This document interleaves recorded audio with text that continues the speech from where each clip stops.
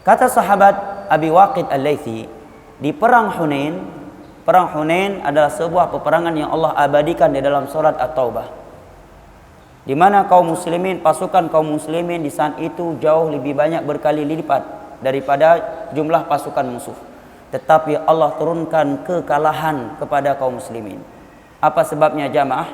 Karena pelanggaran yang dilakukan oleh sebagian oknum kaum muslimin kecil. Kesalahannya nggak besar. Kalau bagi kita menganggap itu hal yang kecil. Hanya karena ujub. Lupa bahwa pertolongan itu semata-mata dari Allah. Mereka menganggap kita pasti menang karena kita jauh lebih banyak daripada mereka dan kekuatan kita jauh lebih kuat.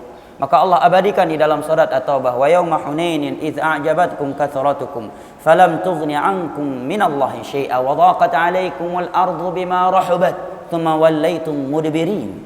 Ingatlah oleh kalian akan peperangan Hunain, tatkala kalian ujub terhadap jumlah dan kekuatan kalian, Allah berikan kepada kalian kekalahan sehingga kalian lari dari medan perang.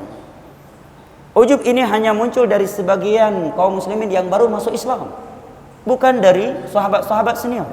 Allah tegur mereka bahwa yang namanya kekuatan, kemenangan itu semata-mata dari Allah Jalla wa'ala. Maka jangan pernah kita ujub.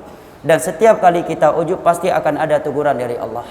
Ujub punya badan yang sehat, lupa mengingat Allah, tiba-tiba patah kakinya, tiba-tiba kanker lidah, tiba-tiba dia menderita tumor, kanker, tiba-tiba rumahnya terbakar, tiba-tiba anaknya meninggal tertabrak, tiba-tiba pekerjaannya hilang, hartanya hilang.